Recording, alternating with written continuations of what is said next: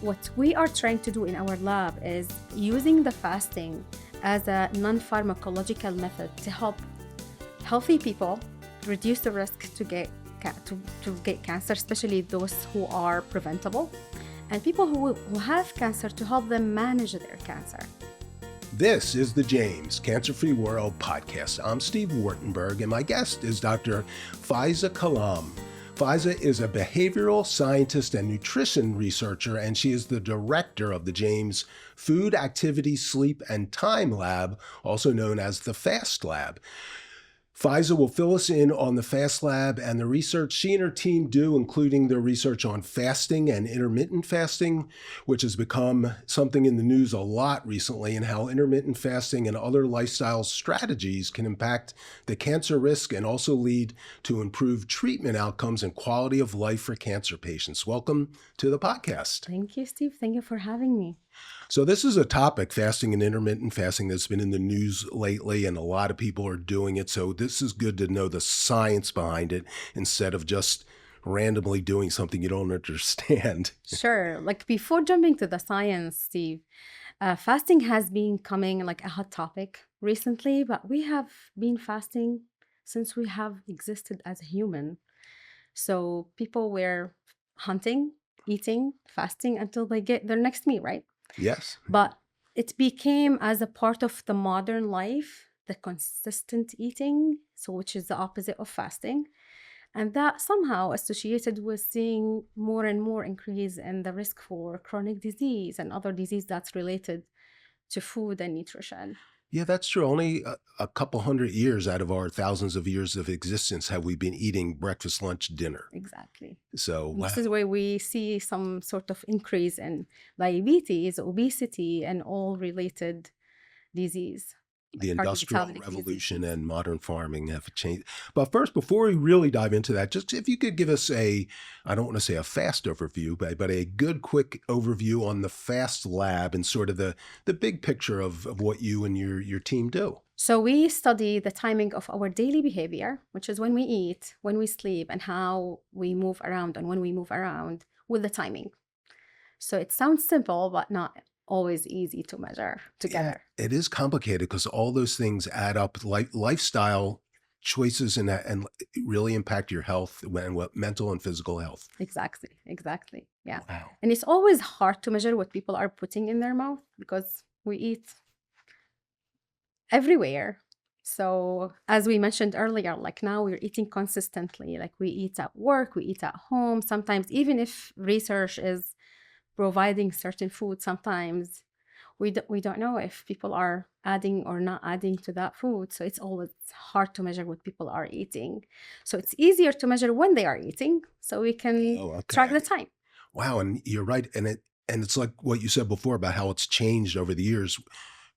Hundreds of years ago, there was no such thing as processed food. Now it's a big percentage of what people eat is processed food, and that changes all the things you just mentioned. And the norm of eating many meals a day did not exist before. Yeah. As we mentioned, like people would eat and wait for their next meal. They did not have fridge or freezer or oven. Like they did not have any way to save their food. Yeah, they had to hunt and gather their food, and in between they were some sort of there was like no fasting unless they are picking some fruits and vegetables. Yeah. Yeah.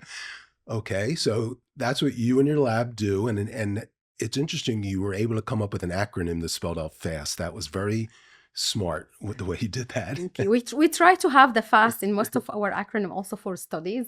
So we'll see if we can always do it. Okay. So that leads us into fasting. What is fasting? So let's start with the definition of fasting as we do it in our research or in general when we study fasting. Fasting itself is like absence of food. But when we talk about intermittent fasting that we specifically study in research, it's alternating between eating and not eating. And that eating, not eating might take hours within a certain day and repeat it every day. And it's called time restricted eating in that case. So we pick certain amount of hours when we fast and when we eat, and we do it for a certain period of time or a lifestyle. Or we fast on days. So there are many types of that type of like fasting for days. Alternate day fasting, when people fasting every other day. They keep alternating eating, not eating For a 24-hour period? for 24-hour period. But if you think about it, it's more than that because we have the night, the Yeah, day, and the night. Yeah. Some scientists like to name that type of fasting also time restricted eating, fasting for 36 hours and feasting for 12 hours or eating for 12 hours. So it's alternate day fasting, eating one day, not eating for the other day. And there are other types when you can fast only 2 days a week and live as you want to live for the rest of and eat. They call it ad libitum in science, which is eating freely without any restriction for the rest of the day. Or fasting for certain 3 days a week or certain days in the month. And in that case, it's not intermittent fasting, it's periodic fasting where we choose 3 to 5 days a month and repeat doing those days every single month. So why do this? Again, it's like giving our bodies break from food. From having to process the food that goes through your systems. Yeah. It's occasional breaks from having continuous ingestion of food. So we do it on a nightly basis. If you stop eating after dinner till breakfast, that could be 10, 11, 12 hours. Your body gets that break, but a longer break. Exactly. So what does that break allow the body to do or not do? Or in many of our research, what we looked at before is obesity and cardiometabolic disease. So we studied time-restricted eating in different hours. When it comes to time-restricted eating, it's considered fasting when we're fasting more than 13 hours. So 8 hours at night, add to it before and after. Some scientists call it prolonged night fast, so extending the night fast. No one eats while they are sleeping, right? So in that case, we can extend the fast of night and make it longer. So we're doing the fasting and we're somehow living our normal life with some extension here and there for our fasting or night fast. Or you can, that's the way we do it. So if we want to think about how we study it, we study certain hours of fasting and certain hours of eating. Most of the studies looked at 16-8, so 16 hours of fasting, 8 hours of eating. And we found improvement in cholesterol, LDL levels, blood pressure, obesity. So we had seen in many studies significant decrease in weight, significant decrease in body fat. So even we're not counting calories, we're not asking people to not eat certain food, not controlling carbohydrates, fat. So enjoy your food, eat whatever you want, but watch the clock. So one of the studies from looking at 16-8 looked at weight changes, and they saw change in body weight in 2.3% of the body weight change. So the same group of researchers, we looked at 6 hours or 4 hours of eating compared to 18 and 20 hours of fasting. Would that make the weight change or the change in biomarkers better? And what we found is, yes, increasing the time of fasting window improved the results. But we were surprised that both groups who fasted for 20 hours and 18 hours lost the same exact amount of weight. So increasing the fasting window beyond the 18 hours did not increase the weight loss when we compared between the two groups. So when you explain it again, if you fast for 18 hours, like what hours, what would that be? That includes your time in bed sleeping. Exactly. And then an extra 4 hours on either side. So exactly. You're eating within a smaller window, a 4 or 5 hour, 6 hour 4 hours. It's 6 hours window if you're fasting for 18 hours, and it's 4 hours window if you're fasting for 20 hours.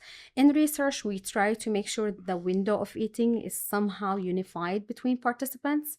So we remove any other factors that might impact when people are eating. So that makes sense, because if you're eating during a 6 hour window from 10 in the morning till 4 in the afternoon, you may have 2 meals instead of 3. Exactly. So you're going to eat less. There is somehow no way that you can ingest 3 meals within 6 hours. Yeah. Even in 8 hours, you might be able to have 2 full meals and a snack, but we rarely see like 3 full meals in 8 hours. So if you eating less, obviously that's less calories, so that can lead to weight loss. But does your body also become more efficient and it burns the calories or digests them better, and that can also impact the weight loss, or is that not something that That's a happens? really, really important question. And many scientists try to answer that question. Like, is it the calories or is it some sort of magic behind the fasting when it comes to weight loss? Actually, when comparing between time restricted eating and calories restriction of 20% cut of the daily calories, what the research showed that we see the same amount of weight loss. So it's not something when it comes to weight loss about fasting itself that makes the body burn more. It's helping people to stick to losing the weight without being worried about calories more than any other factor. So in most of the research in fasting field or intermittent fasting field, we noticed that people are eating less. We do food record. We ask people what they are eating and we compare between fasting and before they fast. And in most of the time, we have seen changes in their calories intake, but that change is unintentional. They're watching the clock or they're doing intermittent fasting.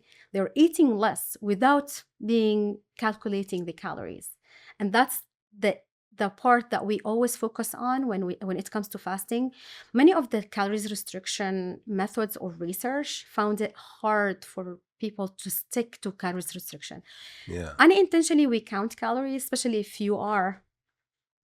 if you care about counting calories, you look at what you're eating. Like this has this much calories. We count calories unintentionally, but if we do it on a continuous basis with an intention to cut back 20 to 30% of our intake, it's hard. It's exhausting.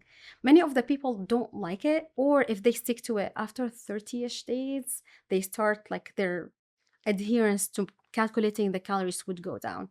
With fasting, we don't have that stress compared to any other diet that might focus on protein or carbs or fat or even calories.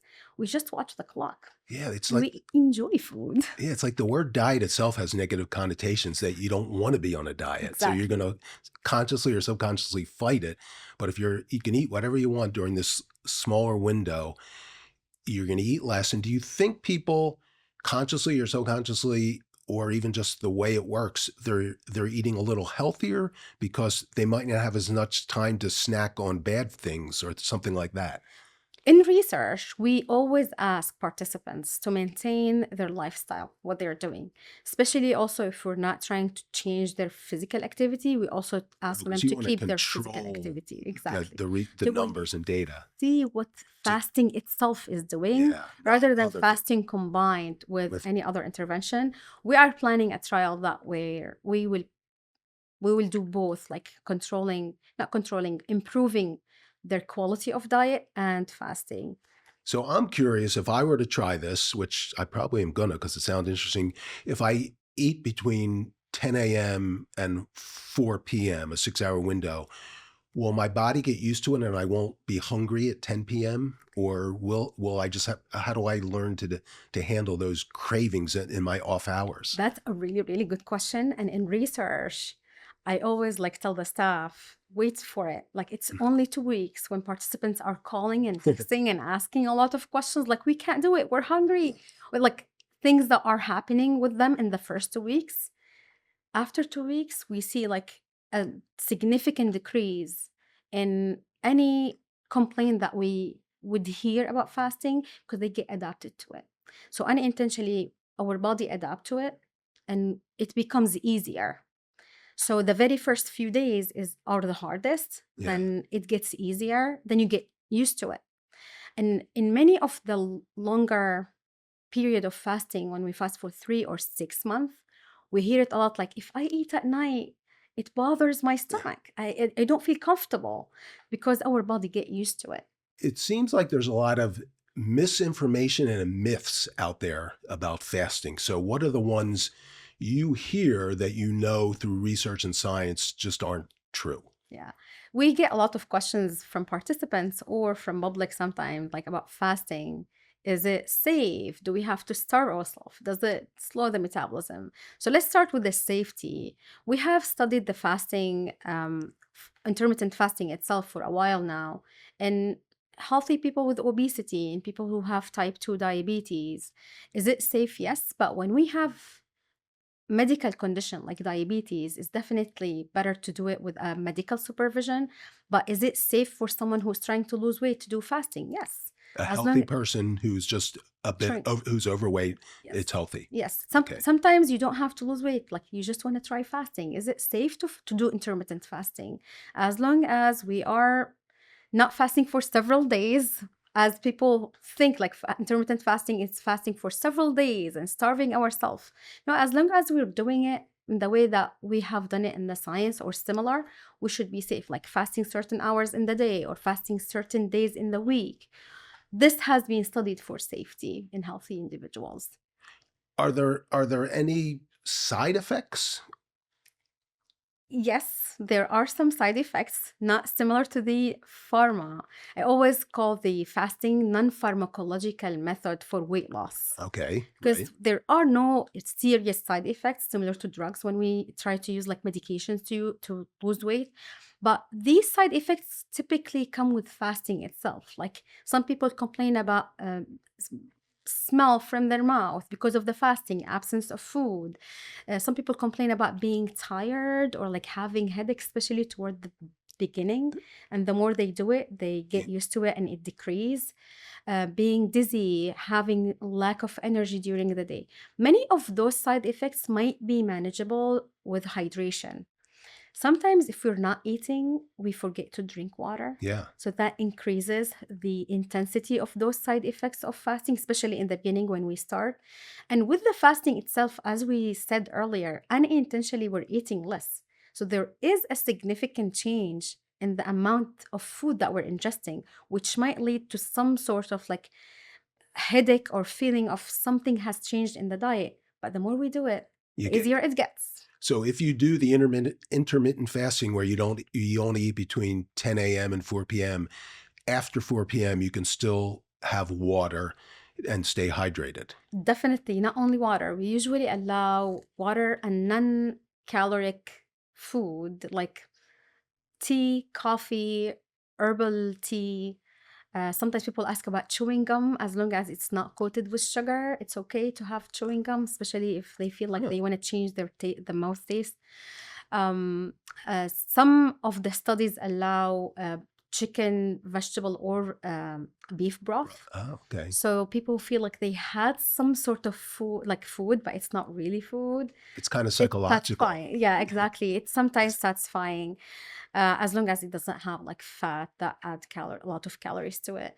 So it's not complete fast, but in the same time, it's better to get used to it. Not eating during these hours when you decide like to fast for these hours, but you can still enjoy your coffee, especially in the morning.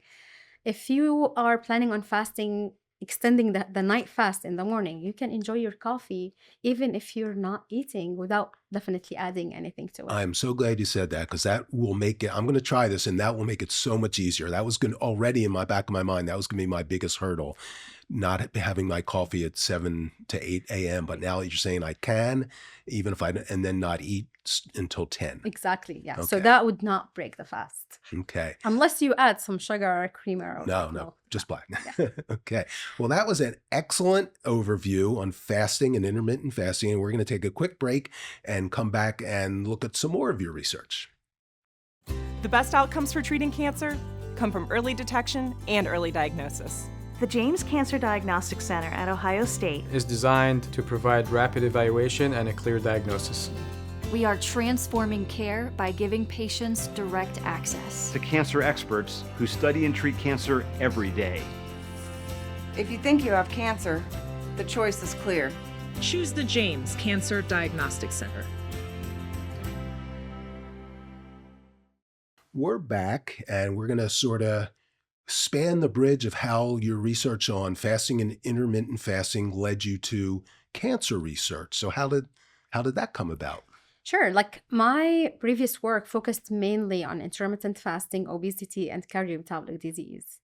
Working in that area, I looked at obesity-related cancers, which is 13 types of cancers classified as obesity-related. Obesity increases your risk of those types of cancer. These cancers, if you have obesity, you have higher risk to get these cancers. And also inflammation itself. Many of the research in the fasting area started looking at inflammation. Obesity increased inflammation, and inflammation increases the risk for cancer. So there are a lot of mechanisms that underline the cancer risk related to obesity. And we have been studying fasting and obesity. So why not looking also at cancer and cancer risk? How long ago was this that you sort of expanded your research into cancer? Almost 5 years ago. Almost 5 years ago. And then is that what brought you here to Ohio State? Yes. The opportunity to go even deeper? Yes. So what we are trying to do in our lab is using the fasting as a non-pharmacological method to help healthy people reduce the risk to get cancer, especially those who are preventable, and people who have cancer, to help them manage their cancer. So fasting has been used in the cancer world, not only for prevention and obesity-related cancer, where you can prevent the cancer, but also many of the fasting research has been happening in the cancer people, where these patients are receiving chemotherapy or receiving certain therapy. Some fasting has been applied around the chemotherapy. So one of the research we have done is making participants who have endometrial and ovarian cancer fast around their chemotherapy infusion and look how the toxicity of the chemotherapy or their quality of life has been impacted by having that fasting around the chemotherapy or not. So when you say fasting around the chemotherapy, if their chemotherapy is at noon, how many hours before and after? The protocol we designed is fasting that day, the day before, and a couple days before, and a couple days different after. Options. Different. You mean different people would do it? You wouldn't fast for 3 days before. No. So what we try to do is mimicking the alternate day fasting for cancer. Okay. So the day of and the day before in one block. So that's 48 hours of fasting. And then they have a break before and after one day. Then they have a fasting before and after. So it's mimicking the alternate day fasting around the chemotherapy infusion with every single cycle. There are always hesitation on making participants who are receiving cancer treatment fast for a longer period of time. Even if we have been saying like it's safe for people who are healthy or trying to manage their weight. But with cancer, there is a hesitation around making people fast every single day or every other day. So we try to make that fasting around the infusion time. The other intervention that we are trying to launch is helping women who just finished their cancer treatment with breast cancer, going into their hormonal therapy, to fast while they're receiving their hormonal therapy. In that time, most of the women increase their weight because of the therapy. They are coming out of their chemotherapy trying to be healthier, trying to adapt a healthier lifestyle. To make it simple and easy for them, we're trying to intervene with intermittent fasting for the first 6 months during their hormonal therapy and help them manage their weight and maybe side effects of their treatment. Wow. It sounds like, let's see if I'm onto something here, that receiving chemotherapy, immunotherapy, your immune system's going to be really working hard. And that if your immune system's working hard and you're also eating, your digestive system's working hard, that's too much for the body. So is the rationale behind this is to give the body a break. It can concentrate on your immune system can concentrate on doing its job, and it doesn't have to do the extra work of eating and digesting. It's a good way to look at it, but it has not been proven that way. But it's one of the hypotheses behind how fasting might work in this area. And it's a new area, actually. Many people think we know everything about fasting, but actually we know a lot, but there are a lot of unanswered questions than answered questions in the fasting field, and it's a growing area of research.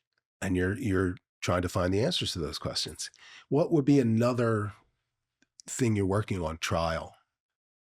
So what we are trying to do in the lab and with collaborators is trying to do fasting with different types of cancer, different types of treatment, different cancer population, to see how fasting might work in these population, and with a long-term aim to be able to have like some sort of guidelines how we can fast around cancer, but We don't know when we get to that point. Oh, so as you collect more data and learn more, you'll be able to dial down on what to tell cancer patients and what's worked and help them decide what they want to do in terms of intermittent and fasting. Yes.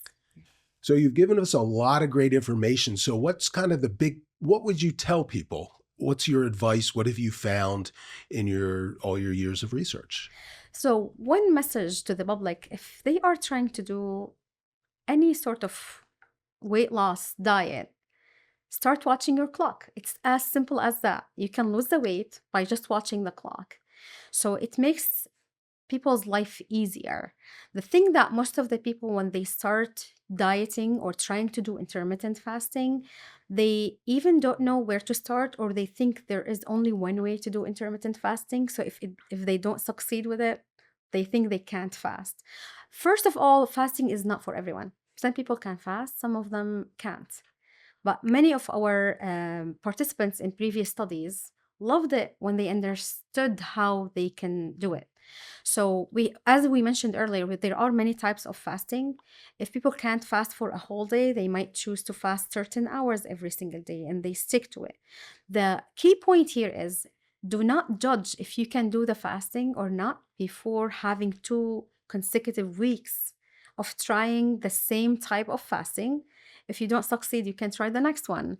But before 2 weeks, we wouldn't be able to judge if our body are capable of doing it or not, if we're trying to lose weight or if we're trying to adapt the fasting as a lifestyle to be healthier. Also, in the same time, as we touched base earlier, like some side effects of the fasting might be manageable by like making sure you keep yourself hydrated. Sometimes some headache might be manageable by having some caffeine, where people think, oh, we can't have coffee, but actually in reality we can have coffee as long as we don't add anything. So if someone want to start doing the fasting on their own, just pick the type of the fasting that you want to try. You might want to start as easy as 8 hours of eating, 16 hours of fasting. And then if you want to increase the hours, if you like it, you can increase it. If you don't like it, you might try with the alternate day fasting, or fasting only for 2 days a week. And then make sure that you're hydrating yourself.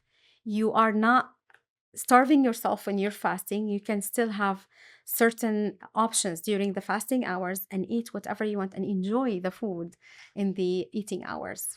Okay, I'm going to ask you a couple personal questions, because I'm going to try this. So you did answer one. If I wanted to start it, I can start at 8 hours, like 11 to 7, and then maybe cut off a half hour and make a 7 and go down to 7.5, 7. And do I have to stick to 11 to 7 if I pick that time? Or what if I'm meeting people for dinner on a Friday night and we're not having dinner until 7, and that goes from 7 to 9? Can I just break those rules for one day, or should I that day not start eating until 1 p.m.? That's a really good question. Many of the complaints we get when we do research in that area, that people want to enjoy their family meal at night, because this is the only time they might meet with their partners, their families, whoever they want to have dinner with. So we try in most of the time to keep the window of eating close or around the dinner time. So if people are doing that fasting trial for 3 or 6 months, they're not missing that meal for that long period of time. So with that being said, answering your question, you can still go enjoy your meal with your friends occasionally if you want to break those hours. And just keep in mind, it's like sticking to the fasting as a lifestyle is the key, more than like, oh, I messed up with my fasting because I ate that meal. So yeah, don't be too hard on yourself when you mess up one day out of the week.